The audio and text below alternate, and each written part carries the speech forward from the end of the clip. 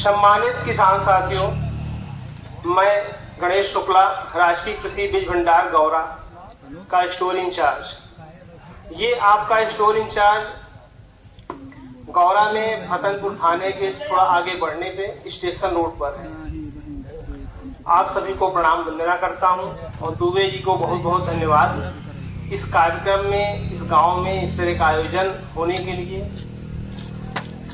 और हम आप सभी को बताना चाहेंगे किसान भाइयों कि कृषि विभाग की योजनाओं का लाभ लेने के लिए सबसे पहले तो हमको अपना किसान पंजीकरण होना अनिवार्य है।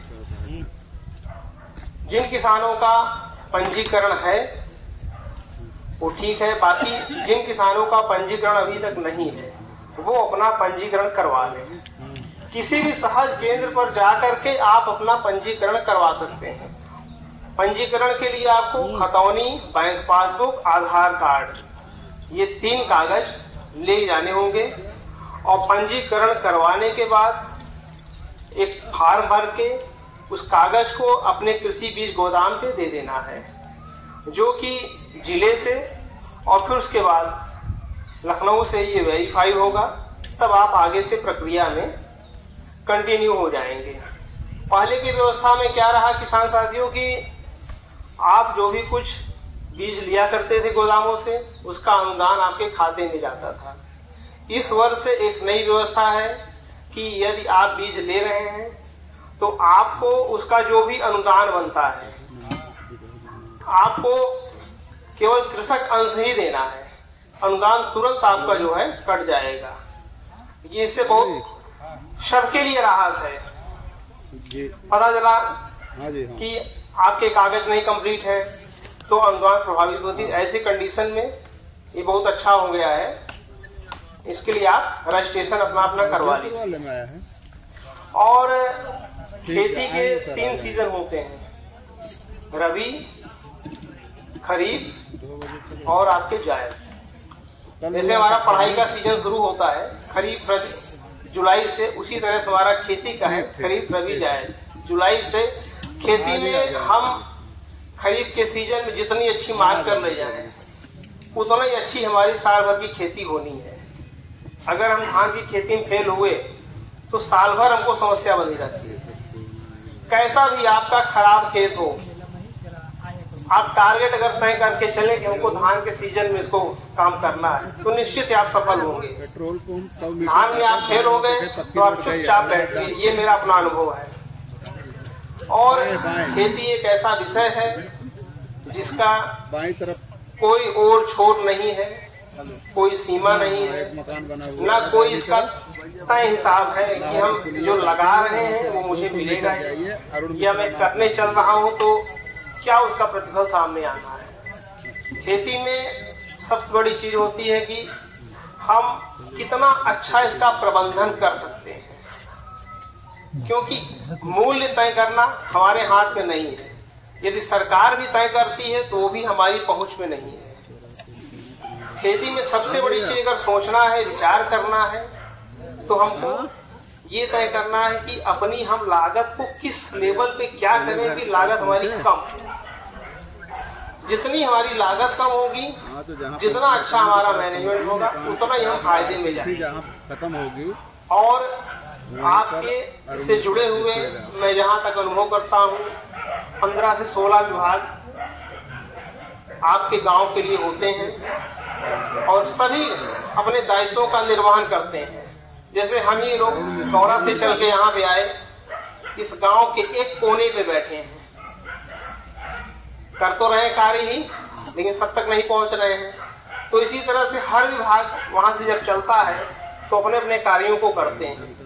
हाँ, तो जो इस कार्यक्रम में आ पाते हैं ठीक है, जो नहीं पहुंच पाते हैं वो आगे से विभागों में संपर्क बना के रखें। और विभागों से लाभ लेने का सबसे अच्छा तरीका है हम वहां पे अपनी आवाजाही बनाएं। जब हम कई बार आएंगे तो हमको जानकारी हो कि ये काम होता कैसे है। इस कार्य के लिए या इस योजना के लिए कागज कौन कौन से लगेंगे, इस कार्य को देखता कौन है, ये योजना आती कब है, ये जब हम बार बार वहां पे आएंगे अब ऐसा नहीं कि हम उसी के पीछे पड़ जाएं, भाई किसी और काम से जाइए, आज तक आपको लाभ नहीं मिला, अरे साल भर और नहीं सही, लेकिन आगे से आप कंटिन्यू हो जाओगे। तो ऐसा आप करेंगे तो निश्चित है आगे चल करके आप।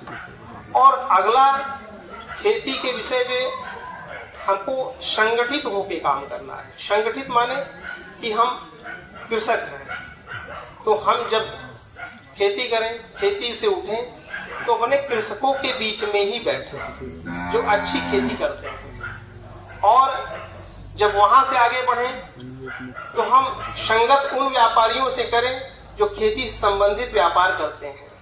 उससे भी आगे बढ़ें तो उन बौद्धिक लोगों के साथ बैठें जो हमारे उद्यम से, कृषि से जुड़े हुए हैं। तो अगर हम ऐसा करेंगे तो निश्चित है कि हम अच्छा कर पाएंगे। और जैसे कि हम आप यहाँ बैठे हुए हैं, सभी एक गांव के हैं, एक ही परिवेश के हैं, एक ही ब्लॉक के हैं, तो सभी की विचारधाराएं एक हैं, सबकी फसलें एक हैं। अगर हम अच्छा करना चाहते हैं तो हम यहाँ से बाहर निकलें, जैसे जिले के बाहर, जिले में जाएं, जिले के बाहर जाएं, राज्य के बाहर जाएं, देश के बाहर जाएं। होता क्या है, यहाँ से हम एक व्यक्ति हैं, बाहर जाएंगे हमको 2 स्टेट के लोग मिलेंगे, वहाँ का कल्चर, वहाँ की खेती, वहाँ की मशीनरी। तो इस तरह से हमारा जो है, हमारी कैपेबिलिटी बढ़ेगी। अब देखिए, जो भी आप छोटा सा उदाहरण देखिए, जैसे कि जिन घरों में लोग परदेश रखते हैं, उन घरों का विकास कुछ अलग तरह का है, क्योंकि वो उनका रहन सहन बाहर उन्होंने कुछ सीखा, कुछ वहां से ले आए। तो इस तरह से हम खेती को भी और सरल और सुविधाजनक बनाना चाहते हैं, तो हम आगे निकलें, बाहर जाएं, देखें होता क्या है। भाई अगर कोई कहता है कि मैं 2 लाख रुपए एक बीघे से कमा रहा हूँ, तो मुझे समझना पड़ेगा ना, मेरे ही जैसा शख्स निकाल रहा है तो वो क्या ऐसा कर रहा है। और इस तरह से, और हमको टीम बहुत जरूरी है बनानी। जैसे मान लीजिए कि हम अकेले हैं, तो एक रूटीन वर्क जो होता है हर एक परिवार के लिए, हर एक व्यक्ति के लिए रूटीन वर्क की संख्या इतनी ज्यादा है कि उससे ही समय निकलना बड़ा कठिन है।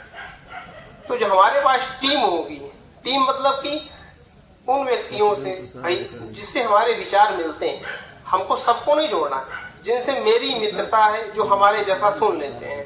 भाई हुआ क्या, हम इस बीज के बारे में जानते हैं, तो हम उसे चर्चा करें, भैया ये वाला बीज है, थोड़ा आप जा रहे हो पता कर लेना। तो क्या आप ही के जैसा सोचेगा, वो बीज पता कर लिया। कोई आपका साथी उनसे बोलिए भैया इसको लेते आना 40 किलो, तो थोड़ा सा हम तीनों लोग बोल लिया जाएगा।